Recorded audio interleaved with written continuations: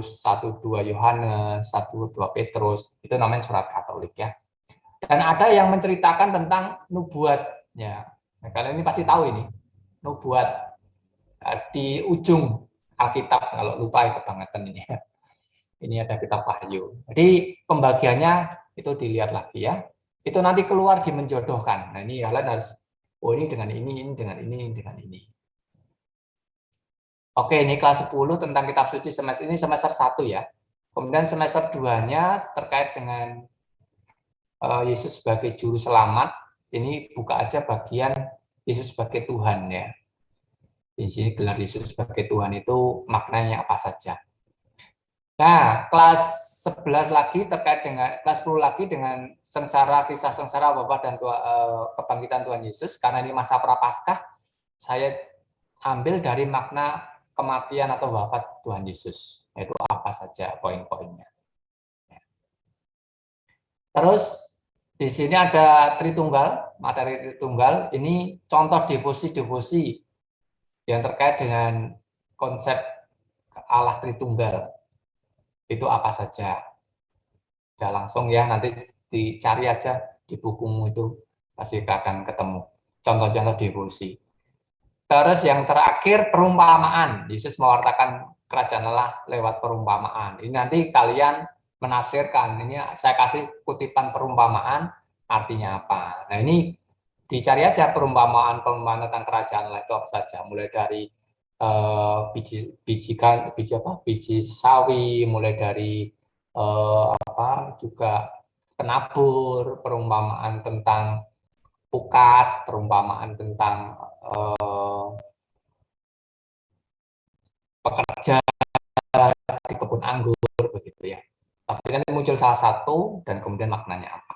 Di logika bisa ini sebenarnya ya. Itu kelas 10. Nah, ini ada 8 soal ya. Kemudian di kelas 11 ini mulai bicara tentang gereja. Ini pengertian sifat-sifat gereja. Masih ingat sifat gereja ada berapa? Darren ingat nggak? Sifat gereja ada berapa? Lupa, Pak. Lupa. Siapa ingat? Jessica? Kayak harus mikir, tapi nggak nemuin. Apa, Jess? Sifat gereja? Lupa. Ada di itu loh, kredo itu loh. Aku percaya itu kan ada. Aku percaya akan gereja yang terus kan aku percayakan gereja yang waduh kok macet. Aku percayakan gereja yang satu, kudus, katolik, apostolik. Nah, betul ya. Ini iman kita loh ya. Paling enggak harus hafal ya. Gereja ada 4, tapi saya ambil salah satu saja. Wes, pelajari saja sifat gereja yang satu. Ya. Satu itu wujudnya dalam apa saja. Oke ya. Kemudian ajaran sosial gereja. Ini ada dokumen-dokumen. Pelajari dokumen yang menonjol. Itu biasanya dokumen awal atau dokumen akhir-akhir. Nah, itu clue-nya ya. Dokumen awal atau dokumen akhir-akhir atau dokumen yang paling sering dikutip. Itu dokumen hasil Konsili Vatikan kedua. Itu clue-nya ya. Garis bawahi di situ ya. Kemudian 5 keutamaan lisensian. Nah, ini contoh-contoh keutamaan, saya kira dilihat di buku BPKP semester lalu itu ada. Rendah hati itu karakternya apa ya, kemudian lembut hati karakternya apa. Jadi silakan dilihat. Terus peran awam dalam gereja. Ini ada 3 tugas Yesus ya, imam, nabi, dan raja. Nah, ini awam harus terlibat. Salah satunya contohnya di bidang-bidang apa saja. Misalkan kalau sebagai imam itu berarti menguduskan. Contohnya apa? Sebagai raja itu melayani, contohnya apa? Kemudian sebagai nabi itu mewartakan, ini contohnya apa? Ini dilihat lagi bagian itu. Kemudian menghargai hidup. Nah, ini kalau kalian ingat di kelas 11 waktu itu presentasi ada banyak tema-tema itu ya. Nah, saya ambil bagian yang ini aja, kasus etanasia, karena ini terkait dengan HAM, hak asasi manusia. Etanasia itu menurut ajaran Katolik bagaimana? Ya, ini dipelajari lagi ya. Oke, selanjutnya tentang susunan hierarki, susunan dalam gereja ya, ada hierarki dalam gereja, itu ada tugas-tugasnya apa saja, silakan nanti dilihat lagi ya, mulai dari paus, uskup, imam, diakon. Oke, terus ini tentang tugas gereja. Nah, tugas gereja ini nanti ada kutipan kitab suci, ada di Kisah 2 ayat 42 masalah ya. Itu nanti kalian mengidentifikasi 5 sifat gereja itu adanya di mana. Apa saja di situ ya, silakan dilihat. Kemudian hubungan gereja dan dunia, ini nanti ada dokumen. Terus kalian menganalisis gereja keterlibatannya dalam masalah apa. Oke, itu untuk kelas 11 ya. Sedangkan untuk kelas 12, ini semester lalu, untuk kelas 11 ini juga soalnya nggak banyak, cuma 8 soal. Totalnya kan ada sekitar 45 soal ya, sehingga porsi terbanyak di kelas 12. Maka poin-poin di kelas 12 ini nanti dilihat kembali ya. Soal panggilan hidup berkeluarga, di sini makna berkeluarga, makna perkawinan itu apa? Menurut perikop 2:18, ini sudah saya tunjukkan ya perikopnya. Itu apa? Kemudian perkawinan. Nah, ini perkawinan sebagai sakramen dalam gereja itu maknanya apa? Makna perkawinan itu sebagai sakramen. Kenapa disebut sakramen? Kemudian aturan, ini aturan perkawinan dalam gereja Katolik ya. Hukumnya, syarat-syarat menikah apa saja, atau menikah beda agama. Ya, ini viral kemarin beberapa minggu yang lalu ya, ada viral. Kalau di kita sih rasanya sudah biasa ya. Tapi di umat lain tuh kayaknya kok jadi heboh. Ada seorang muslim yang berjilbab menikah di gereja Katolik dengan seorang Katolik diberkati pastor gitu ya. Ya, itu syaratnya apa? Kenapa kok bisa? Ya, dilihat lagi lah hukumnya. Kemudian tujuan menikah, ya, tujuan perkawinan dalam gereja Katolik menurut Konsili Vatikan kedua. Itu nanti dilihat lagi, apakah memang keturunan atau yang paling utama dalam menikah itu apa. Semoga ingat. Kemudian panggilan hidup membiara. Di sini kalau orang mengucapkan memilih hidup membiara itu ada 3 kaul lah. Nah, 3 kaul itu apa dan bentuknya, prakteknya bagaimana. Terus ini panggilan kerja. Ini makna, sudah ada ini keterangannya ya. Makna kerja dalam beberapa pandangan, mulai ekonomi, sosiologis, antropologis. Dilihat lagi artinya apa. Terus terkait dengan Yesus memperjuangkan nilai-nilai kerajaan Allah, nilai keadilan, kejujuran, kebenaran, dan perdamaian. Ini saya pilih di bagian kejujuran saja. Ya. Ini sudah saya persempit ya, tidak perlu mempelajari semuanya, tapi ini soal kejujuran saja. Praktek apa saja soal kejujuran. Kemudian mengenal agama lain. Nah, ini harus dilihat lagi ya, pokok-pokok ajaran agama yang saya sebut ini. Jadi yang nggak saya sebut nggak keluar ya. Protestan, Buddha, Konghucu, Islam. Ya. Protestan, Buddha, Konghucu, Islam. Sedangkan Hindu dan lain kepercayaan berarti nggak masuk. Ya. Kemudian ada fungsi agama. Ya, fungsi agama bagi manusia itu apa? Silakan dilihat lagi. Kemudian, nah ini, pandangan gereja Katolik terhadap agama Islam itu bagaimana? Ada beberapa poin ya, di PPT saya ada itu. Kemudian berikutnya menjelaskan pokok-pokok dialog pengalaman orang Katolik berhadapan dengan agama-agama lain. Jadi setelah orang Katolik mengenal agama-agama lain itu, yang kita dapatkan dari agama lain apa? Itu ada di bagian akhir materi tentang dialog antar umat beragama. Ya, dilihat di garis bawah. Kemudian ini apa ini? Oh, menghendaki ya. Tentang keterlibatan dalam membangun bangsa, ini ya.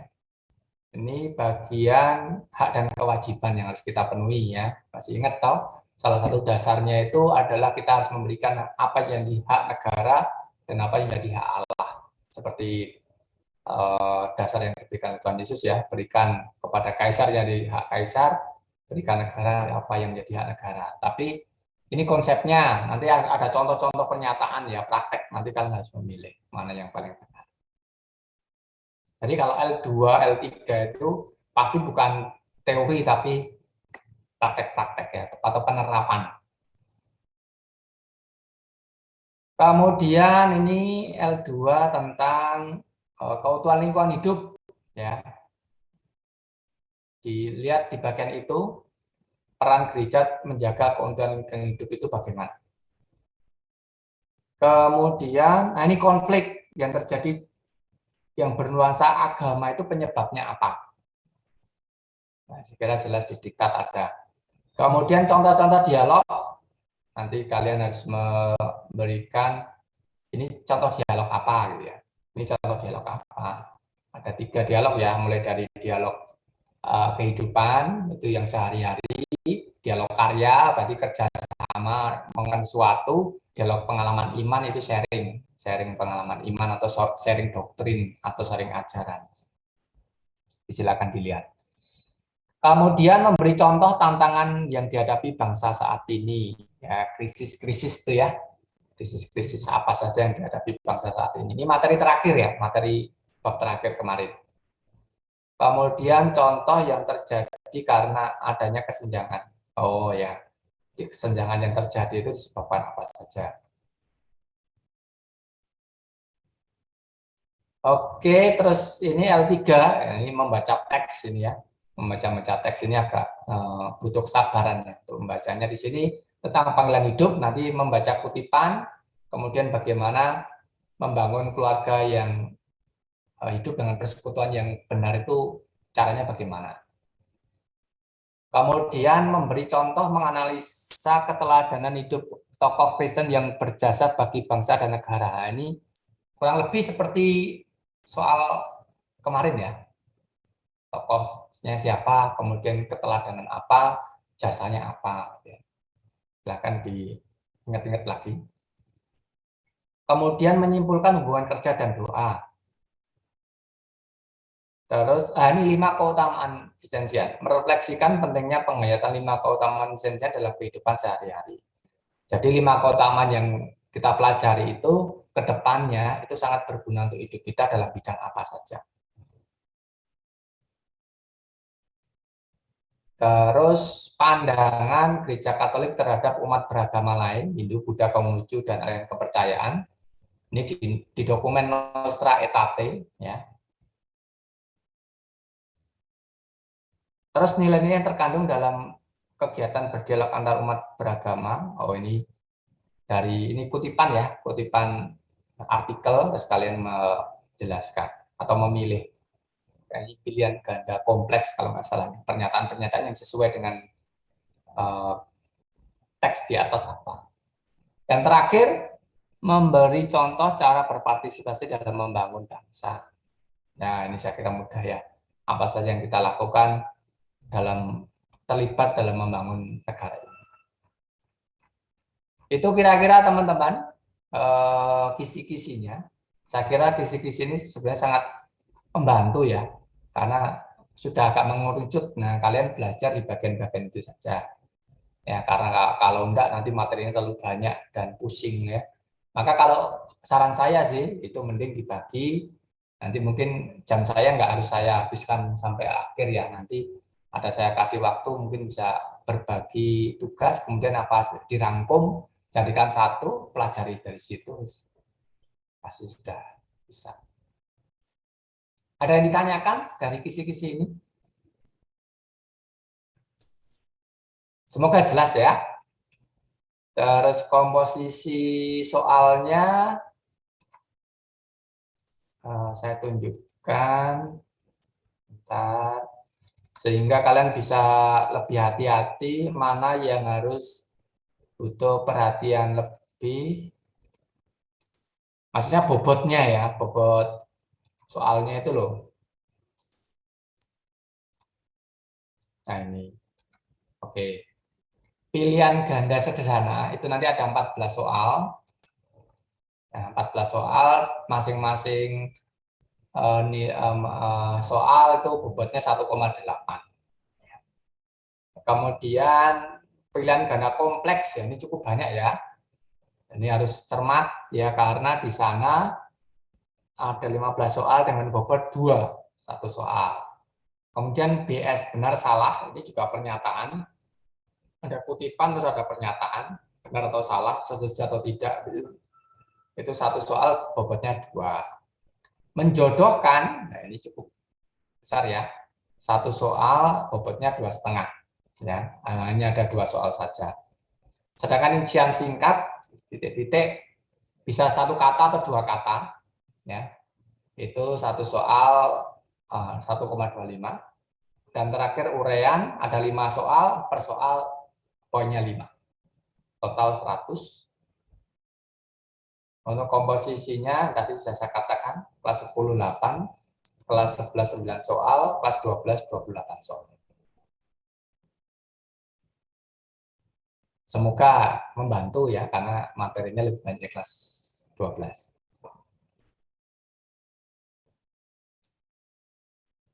Oke. Terkait USP gimana? Ada pertanyaan kah? Tidak. Kalau tidak, ini karena pertemuan terakhir, saya cek tugas-tugas ya. Ngecek tugas itu ternyata di pengumpulan apa tadi? Pengumpulan tugas ini. Oh, kalau yang ini apa ini? Ulangan ya. Ulangan ini sudah semua ya. Belum saya koreksi ya, belum sempat saya koreksi. Hanya saya waktu itu Brandon, kalau nggak salah susulan ya Brandon ya. Brandon, benar ya? Halo Brand, Brandon,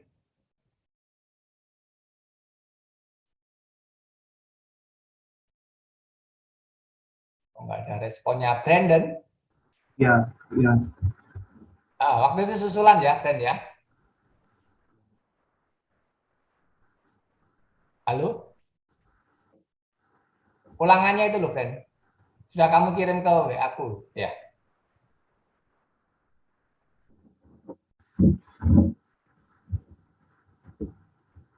Halo Brand.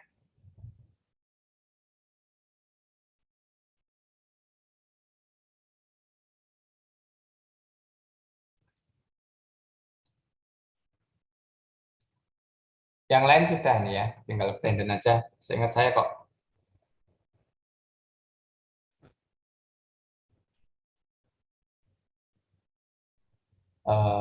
Gitu ya.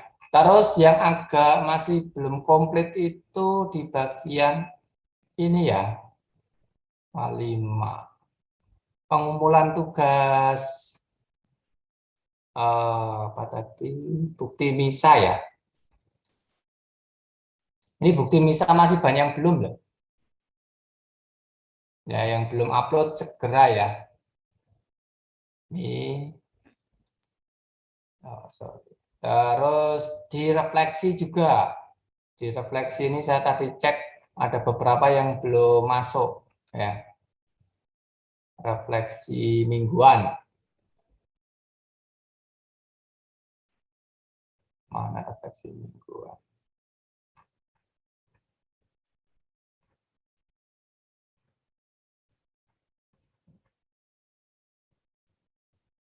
Ini refleksi mingguan. Oh, ini masih juga banyak yang belum ya. Separuh ini yang belum. BPKP-nya dipoto terus dikirim ya. Jadi lewat online ya, tidak mengumpulkan buku karena nggak mungkin ketemu ya. Dikumpulkan di SLC. Terus jangan lupa untuk BKS-nya. BKS-nya nih mengumpulkan salah satu saja dari anggota kelompok. Jangan lupa memberi nama kelompoknya ya. Kalau ini mungkin kan kurang lebih sekitar 10 kelompok ya, atau 11 kelompok ini. Bahkan mungkin sudah kalau ini ya. Yang belum segera. Oke, itu beberapa tugas yang belum beres. Harapannya minggu terakhir ini ya, minggu-minggu ini terakhir segera dikumpulkan karena April itu saya sudah harus store nilai semuanya. Setelah USP nanti pertengahan April nilai sudah harus distorkan. Oke, sampai di sini apakah ada pertanyaan tentang beberapa tagihan?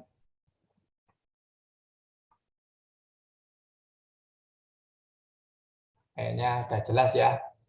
Jessica, oke ya? Oke, baik. Kurang berapa menit ini? Kurang lebih masih ada waktu. Kurang lebih masih ada waktu 45 menit ya. Nanti sebelum saya akhiri nanti mungkin ada waktu untuk kalian bekerja ya untuk mengerjakan beberapa tagihan itu. Karena ini pelajaran terakhir harapannya saya cuma ngecek dulu apakah masih ingat visi misi sekolah apa saja yang sebelum meninggalkan Saint Louis, semoga ada bekasnya gitu ya.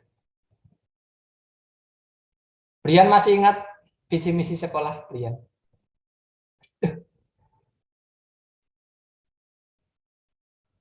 Brian Sebastian?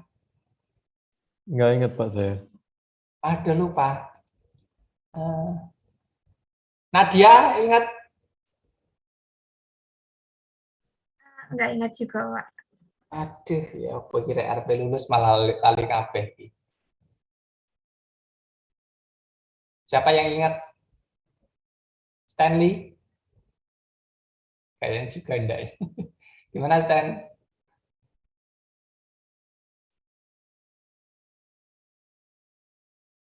Nggak ingat, Pak. Oh, nggak ingat ya.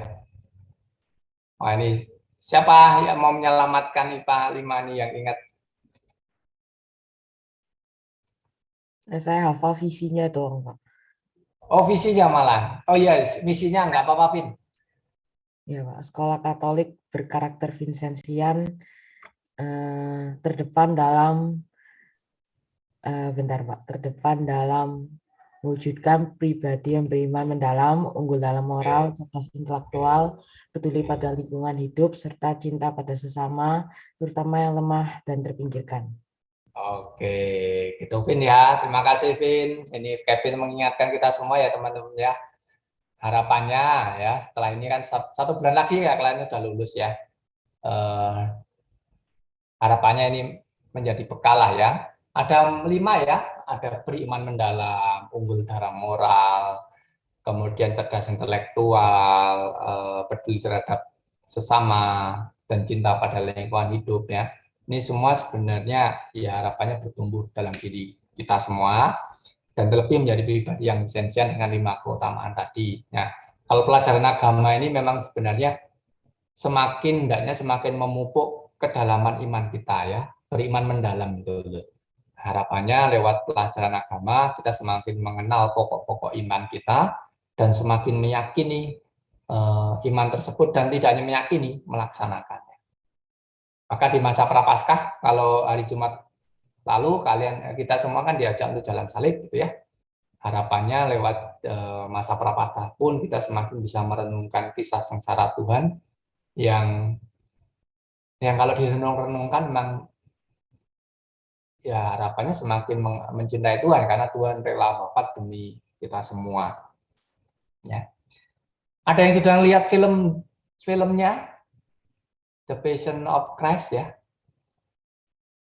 Ada yang belum kah? Yang belum bisa angkat tangan? Oh, Nia belum? Eugenia belum? Ya ampun. Ini film bagus ya. Ini kalau lihat ini, waduh, kita rasanya sangat-sangat apa ya, bersyukur punya Tuhan yang sedemikian mencintai kita ya. Ya, mungkin ada yang lupa, maka saya ini Nia belum. Nanti PR Nia untuk melihat itu ya. Saya putarkan trailernya dulu. Dan ini salah satu hal yang bagus ya teman-teman. Di balik film itu, Jessica ingat sutradaranya, sutradara filmnya, nggak tahu ya. Ada yang tahu nggak sutradara film The Passion of Christ ini siapa?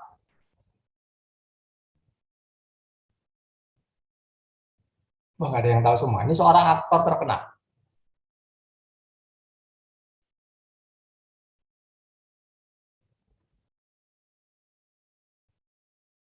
Ada yang ingat? Kevin, ingat Vin? Tahu Vin? Nggak tahu, Pak. Oh, nggak tahu. Atau saya putarkan filmnya, trailernya dulu ya. Siapa tahu jadi ingat ya. Kita lihat sebentar trailernya. Saya kira ini salah satu film yang sebenarnya ini agak aneh ya. Agak semacam anomali ya. Ini film rohani tapi sukses luar biasa. Suksesnya luar biasa. Padahal semula pembuatnya itu tidak berencana untuk dalam arti mengeruk keuntungan sebanyak-banyak ya. Ini film dibuat dari hasrat dia untuk berterima kasih pada Tuhan karena pengorbanannya. Ya. Oke, kita lihat trailernya saja karena kalau lihat filmnya 2 jam nih kita nggak ada ya. Oh sebentar, suaranya belum saya share ya. Nah,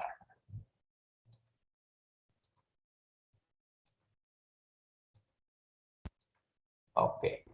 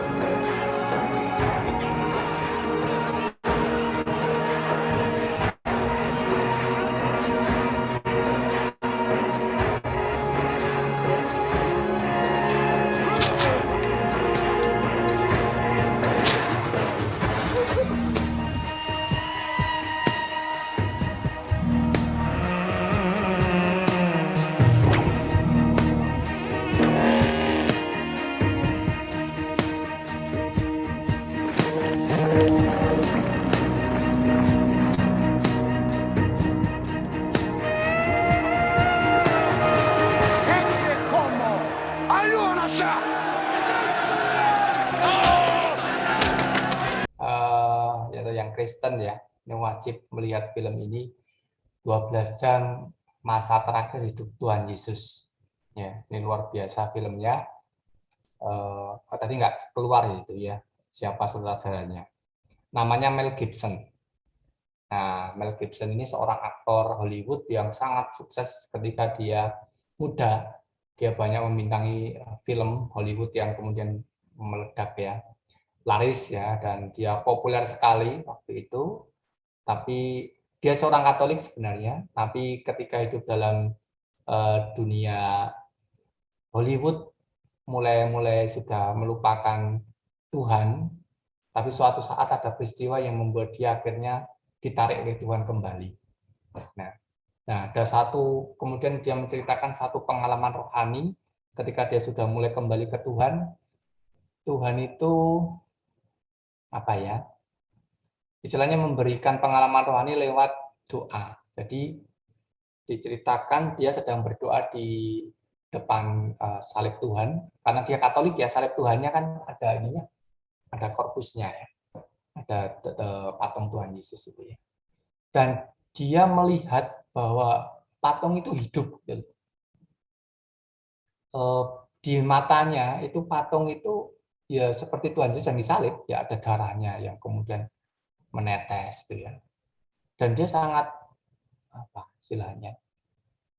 Sangat ngeri melihat luka-luka Tuhan Yesus. Maka dari situ dia betul-betul merasa perlunya berterima kasih sekali akan pengorbanan Tuhan Yesus di kayu salib. Maka dia memutuskan untuk membuat satu film rohani. Ini pertama kali dia buat. Dan nggak kepikiran waktu itu ini seorang Hollywood buat film rohani gitu ya. Dan dia akhirnya membuat film tentang 12 jam kisah terakhir Tuhan Yesus, mulai dari di Taman Getsemani tadi, kalau teman-teman lihat sedang berdoa, kemudian gemeter, terus ada ular tadi ya, sampai diinjek gitu ya, sampai kemudian Yesus dimakamkan. Ya. Dan film ini tidak hanya kalau teman-teman pernah dengar kalau orang buat film horor kemudian disertai hal mistis gitu ya. Ini ternyata ketika dia membuat film ini ada banyak pengalaman rohani yang dia terima. Dan film ini banyak mengubah orang-orang yang terlibat dalam film itu semakin mencintai Tuhan Yesus. Bahkan salah satu aktornya itu mengalami pengalaman yang luar biasa. Tahu nama aktor utamanya tadi? Ada yang tahu ya?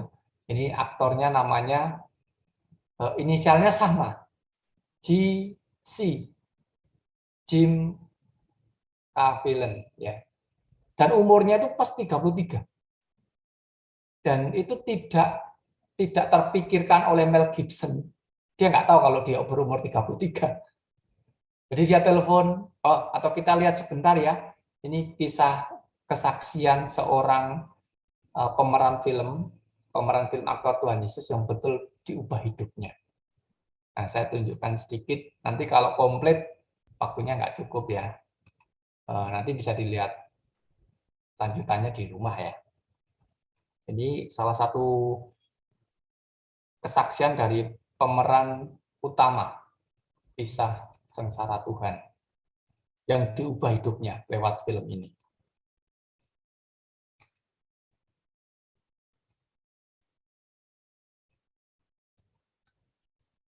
Nah, ini sebenarnya kita kalau orang Katolik sedang jalan salib, ya merenungkan kisah sengsara Tuhan tuh arahnya ke sana sebenarnya. Kita bisa mengalami hal-hal yang membuat kita semakin mencintai Tuhan dan bisa membarui hidup kita. Seperti yang dilakukan oleh kasih.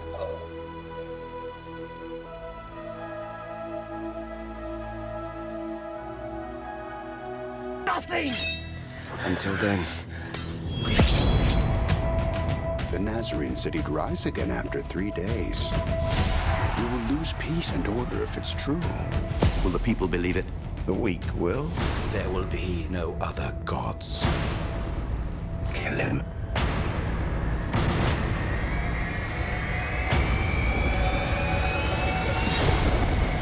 The tomb is sealed, guarded with your life.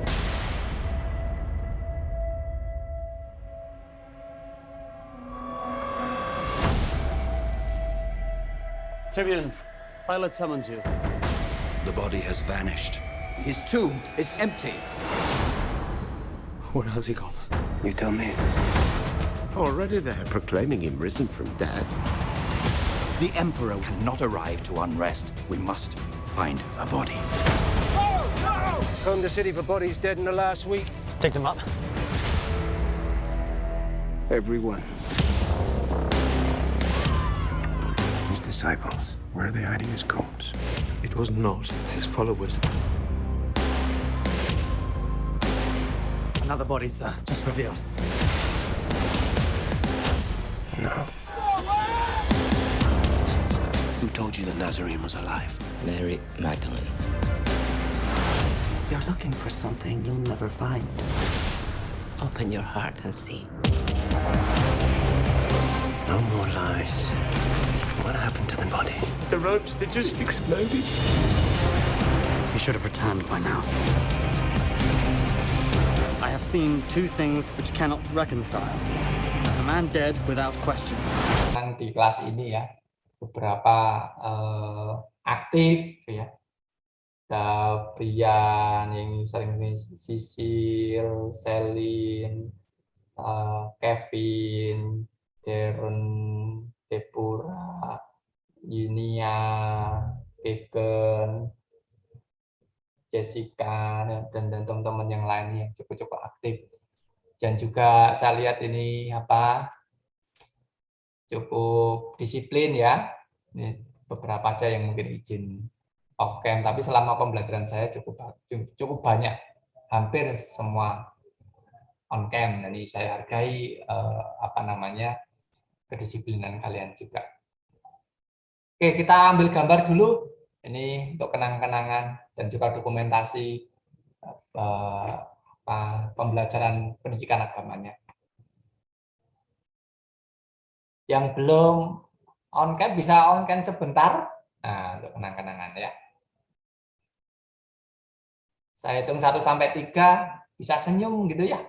Senyum dengan wajah tercerianya, tersukacitanya, boleh pakai ekspresi kayak Deborah ini, sip. Oke, layar 1 ya. 1, 2, 3. Sebentar. Oke. Saya simpan dulu.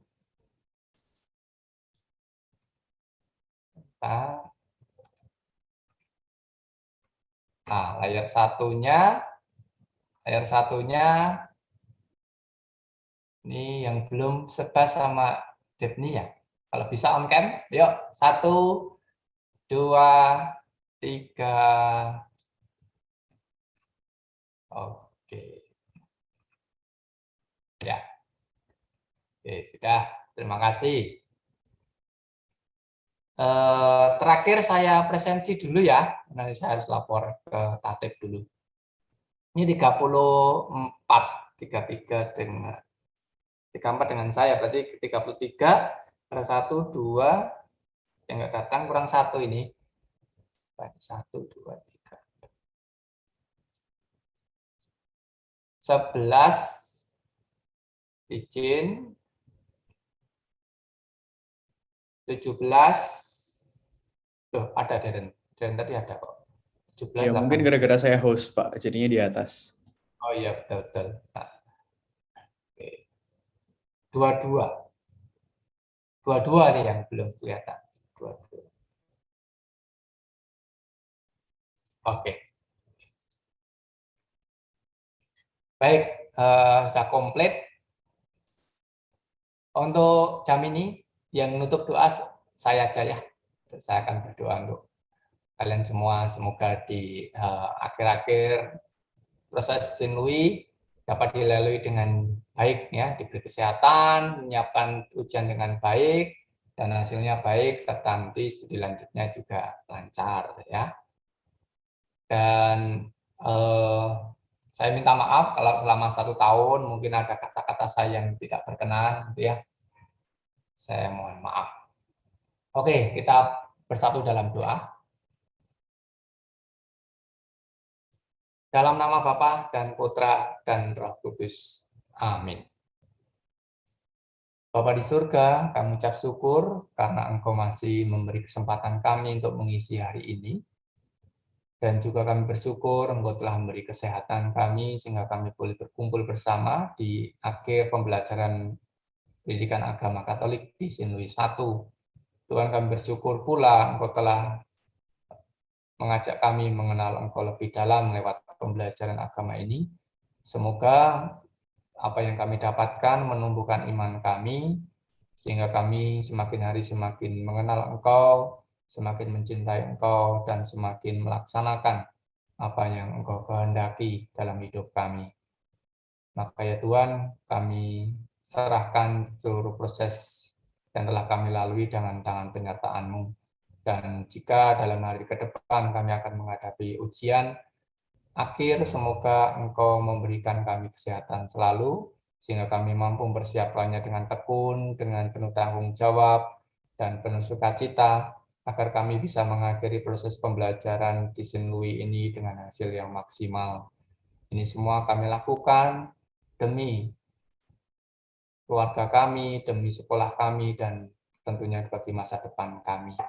Maka Tuhan, kami serahkan seluruh pengharapan kami, masa depan kami, terutama juga studi lanjut yang akan kami jalani ke depan. Semoga semuanya berjalan dengan lancar, dan kami bisa mempersiapkan masa depan kami, sehingga akhirnya hidup kami berguna bagi gereja, berguna bagi masyarakat, dan terlebih bagi kemuliaan nama-Mu, sehingga hidup kami menjadi berkat untuk orang-orang di sekitar kami. Semua pujian dan doa ini ya Tuhan, kami haturkan kehadirat-Mu dengan pengantaran Kristus, Tuhan dan Juru Selamat kami. Amin. Santo Aloysius, doakanlah kami. Santo Vincentius, doakanlah kami. Dalam nama Bapa dan Putra dan Roh Kudus. Amin. Oke, terima kasih anak-anak. Sukses untuk OSP-nya, sukses untuk studi lanjutnya ya. Sampai ketemu tahun kapan-kapan ya. Jadi kalau ada waktu. Terima kasih, selamat pagi. Saya izin Li. Nanti tetap di Zoom ini ya, biar guru yang selanjutnya tidak bingung. Saya titipkan, hostnya tetap Darren toh ya? Masih Darren. Ya, Pak. Oke, saya Jim Live ya. Terima kasih semuanya. Tuhan memberkati. Terima kasih, Pak. Terima kasih, Pak. Oke. Ya.